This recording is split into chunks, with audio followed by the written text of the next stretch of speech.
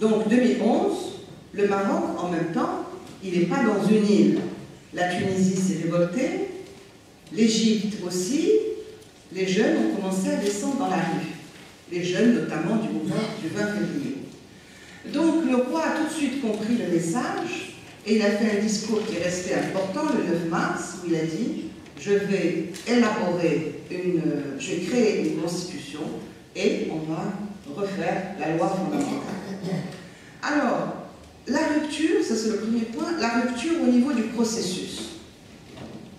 Certaines personnes disaient au Maroc qu'il faut une assemblée constituante.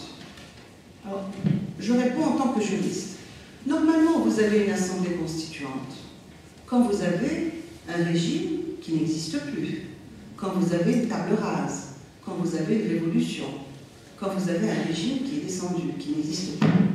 Mais là, le Maroc était dans un régime qui était encore avec ses institutions, mais les jeunes qui étaient dans la rue ne demandaient pas la fin de la monarchie. Ce n'était pas un problème de légitimité, c'était un problème de gouvernance. Donc ils demandaient une nouvelle façon de gouverner.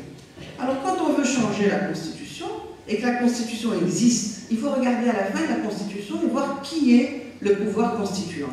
Et au Maroc, qui c'est qui peut réviser la Constitution? Le roi avec le peuple par référendum, ou bien le Parlement avec le peuple par référendum. Donc il n'était pas question de penser à une assemblée constituante, parce que historiquement, le Maroc n'était pas dans une situation révolutionnaire, il était dans une situation de réformisme politique, ce qui est quand même différent. Donc le Maroc, le roi, a réuni une commission dans laquelle j'ai eu le plaisir et l'honneur de participer. Avant, son père Hassan II, quand il faisait des constitutions, il les faisait seul, avec une équipe de juristes en général français. Et ensuite, le projet était donné à la population qui disait oui ou non, en général on disait oui plutôt, un texte auquel elle n'avait pas participé.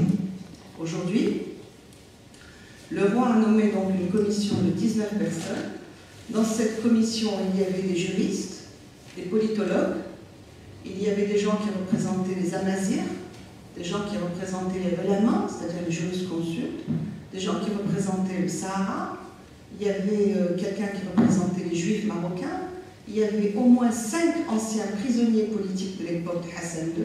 Donc c'est pour vous dire que ces 19 personnes étaient en majorité des personnes qui étaient des activistes dans le domaine des droits de l'homme, et c'était une commission plurielle, pluridisciplinaire et de sensibilité politique pour la majorité, pas à gauche, mais pour la majorité dans le camp du progrès. Cette commission avait 3 mois et demi pour écrire la Constitution. Nous avons, pendant ces 3 mois et demi, écouté et reçu au moins 200 mémorandums, des textes qui venaient des associations de femmes, des associations des droits humains, des associations amazirs, des artistes, des gens du patronat. Donc il y avait, comme dirait Habermas, une vertu délibérative.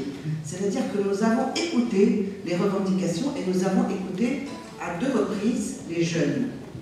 Donc, cette commission était pluridisciplinaire. Deuxièmement, nous avons écouté les associations de la société civile. Et troisièmement, il y avait un va-et-vient entre cette commission et une autre commission qui était représentée par les partis politiques et les syndicats. Donc, la Constitution, si vous voulez, elle a 3 types de légitimité. Première légitimité, c'est une légitimité technique et professionnelle parce qu'elle a été écrite par des experts. Et nous avons fait du benchmarking, nous avons vu ce qui se passe au Portugal, en Espagne, dans les pays qui ont fait leur transition démocratique et qui les ont réussi. Nous avons aussi été inspirés par les conclusions de l'instance équité et réconciliation, c'est-à-dire l'instance qui a fait la justice transitionnelle. Nous avons aussi été inspirés par la Convention européenne des droits de l'homme et par les 2 pactes. Donc si vous voulez, le conseil, le comité dans lequel j'ai participé, nous avons été abreuvés à plusieurs sources. Droit international, droit conventionnel, benchmarking et les conclusions de l'IER et les mémorandums des partis politiques et de la société civile. Donc on a eu 3 légitimités. Légitimité technique et professionnelle par la commission dans laquelle j'ai fait partie. Légitimité partisane parce qu'on a écouté 34 partis politiques et 5 syndicats. Et légitimité populaire puisqu'elle a été adoptée par référendum à un tel taux qu'on aurait dû peut-être tricher sur ce taux pour qu'il y ait eu plus de crédibilité, tellement la population avait été d'accord avec ce texte fondamental. Donc, on peut dire qu'il y a eu une rupture au niveau de l'élaboration. Avant, c'était le roi plus quelques Français juristes qui faisaient la Constitution, et on ne savait pas qui faisait quoi. C'est la première fois qu'une commission existe. C'est la première fois qu'on est passé à une logique de transparence. C'est la première fois qu'elle est composée de nationaux, de Marocains, et c'est la première fois qu'elle est visible, c'est la première fois qu'on sait qu'elle travaille. Donc on est passé d'une révision constitutionnelle, je vais dire presque à huis clos, à des révisions constitutionnelles, à une révision constitutionnelle inclusive, transparente et participationniste. Évidemment, il va y avoir 2 ou 3 partis politiques qui ont boycotté cette commission.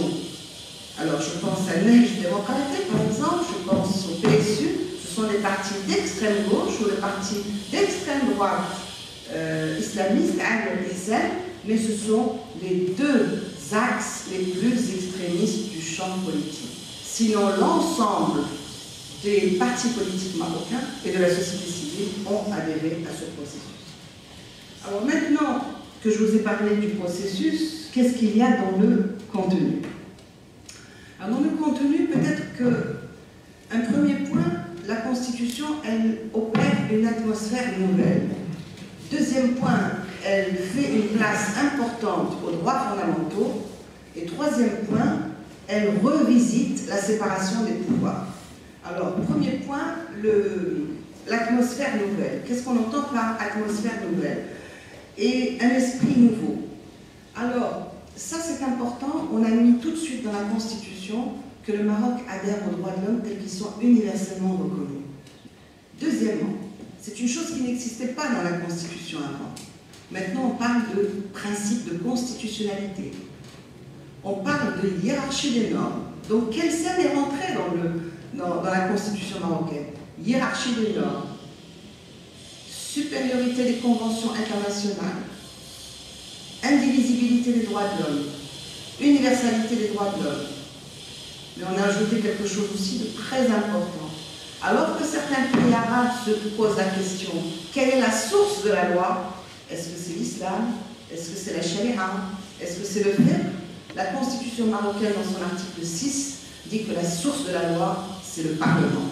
Donc ça, je pense que c'est une victoire importante et qu'il faut la noter parce que c'est l'entrée du droit positif dans la Constitution marocaine.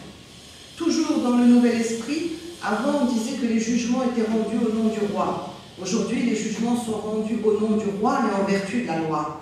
Ce qui veut dire que le juge aujourd'hui, même s'il y a, si vous voulez, ce n'est pas une sacralité, parce que le roi a perdu de sa sacralité, même s'il y a le respect qui est dû au chef de l'État, le juge, quand il devra trancher les questions, il devra avoir comme objectif de respecter la règle du droit et la loi. On a ajouté aussi un principe qui est important, c'est la primauté du droit. Ça veut dire que ce soit le Parlement, ou les juges, ou les instances de régulation, ne doivent avoir comme objectif et comme guidelines uniquement la loi et la primauté du droit. On a ajouté aussi quelque chose de très important, le principe de non-discrimination. C'est un principe de droit international et de droit interne qu'il faut noter, parce que c'est un principe qu'on a mis dans le préambule, mais on a tout de suite dit que le préambule a valeur juridique. On a mis qu'il y a un principe de non-discrimination, que ce soit en raison du sexe, de la région, de l'origine, de l'handicap ou de quelques circonstances que ce soit. Donc c'est un principe qui est absolu et que le juge doit prendre en considération. On a mis aussi dans la Constitution de nouveaux principes qui sont rentrés dans le temps du constitutionnel. La séparation des pouvoirs entre le roi, le gouvernement, le Parlement et la justice, mais aussi la séparation des pouvoirs verticale entre Rabat et les régions. Donc le principe de subsidiarité, le principe de libre administration, le principe de coopération, de partenariat entre les régions qui sont plus faibles que d'autres, par exemple. Et on a ajouté un beau principe, le principe de la responsabilité, la reddition des comptes, la comptabilité et le principe de la parité. Il y a aussi quelque chose de nouveau qui est introduit dans la Constitution. Avant, il y avait la sacralité du roi. Maintenant, le roi a perdu son caractère sacré et ça fait rentrer la monarchie marocaine dans le camp des monarchies de la modernité. C'est-à-dire que le respect lui est dû comme toutes les personnes qui exercent la magistrature suprême, mais il reste quelqu'un qui n'est pas dans la sacralité. Et ça, c'est important. À partir du moment qu'il n'est pas dans la sacralité, eh bien, il peut partager ses pouvoirs. Il peut déléguer ses pouvoirs. Exemple, aujourd'hui, le chef de gouvernement, Belkheran, peut présider un conseil des ministres. Le président, par exemple, le président délégué du Conseil supérieur du pouvoir judiciaire, il représente le roi au niveau judiciaire, parce que le roi est président, mais le président de fait, ça va être le président de la Cour de cassation. Le roi peut dissoudre le Parlement, mais Belkheran peut aussi dissoudre le Parlement. Donc, si vous voulez, il y a pas une compétition, mais les pouvoirs du roi ne sont pas sacralisés, puisqu'ils d'abord ils sont pour la plupart contresignés, et deuxièmement, le chef du gouvernement a pas autant de pouvoirs, mais a des pouvoirs significatifs. Autre chose qui a été ajoutée dans la Constitution, qui à mon sens est important, avant on parlait beaucoup dans la Constitution marocaine de royaume, État, nation. C'est des paradigmes qui restent, mais on leur a ajouté des concurrents très importants. On a ajouté les citoyennes, alors qu'avant on parlait que de citoyens. Donc il y a eu une genréisation même de la terminologie juridique. On parle de citoyennes, on a ajouté les ONG, on a ajouté les associations et on a ajouté la société civile. Donc la société civile au Maroc, dans la Constitution, elle est à la fois un levier de développement, parce qu'elle participe à l'élaboration, l'exécution et l'évaluation des politiques publiques. Donc, rôle important de la société civile qui est un levier, un acteur de développement, mais la société civile, elle peut aussi déposer des projets, des propositions de loi. Donc elle est à la fois levier et acteur de développement, et elle fait partie de ce qu'on appelle le law-making power. Autre chose aussi qui a été importante, c'est la place de la gouvernance. On a tout un titre sur la gouvernance, parce que les jeunes réclamaient la fin des monopoles, la fin des passe-droits, ils réclamaient qu'il y ait plus d'impunité, que la loi soit égale pour tous, qu'il y ait une transparence économique et financière, et ça a été inscrit dans un chapitre sur la bonne gouvernance. Donc il y a 13 conseils qui vont régler la gouvernance. Un conseil sur, par exemple, la régulation audiovisuelle, un conseil sur la parité et la femme, un conseil sur la famille et l'enfance, un conseil sur les langues, un conseil sur les Marocains résidant à l'étranger, etc. Donc ça, c'est le nouvel esprit de la Constitution. Si je dois le résumer, qu'est-ce qu'il y a comme quintessence? La source de la loi, c'est le Parlement. Tout paraît contrôlable, même les actes du roi qui étaient insusceptibles de tout recours, s'ils sont pris en matière administrative, ils peuvent être contrôlés devant la Cour de cassation. Donc tout est contrôlable, séparation des pouvoirs, et ce que j'ai dit tout à l'heure, donc le chapitre sur la gouvernance. Deuxième point, donc il nous reste 2 points, un point sur les droits fondamentaux et un point sur la séparation des pouvoirs, si j'ai encore... Donc, deuxième point, avant-dernier point, les droits fondamentaux. On peut tout de suite dire que la Constitution marocaine, au niveau quantitatif, il y a 1/3 de la Constitution qui s'adresse à l'individu. Donc, sur 180 articles, 60 articles sont consacrés à l'individu. Donc, au niveau quantitatif, il y a une mutation. Maintenant, vous allez dire ce qui est important, qu'est-ce qu'il y a comme droit? Quel est le profil de ces droits? Et là, je le fais souvent cet exercice, je me dis, c'est comme si l'État marocain, à travers la Constitution, essayait de faire sa psychanalyse. C'est-à-dire, il essaye de faire, parce que la psychanalyse, en fait, si on veut avancer, il faut faire la paix avec son enfance. Il faut reconnaître ce qui ne va pas, pour le dépasser.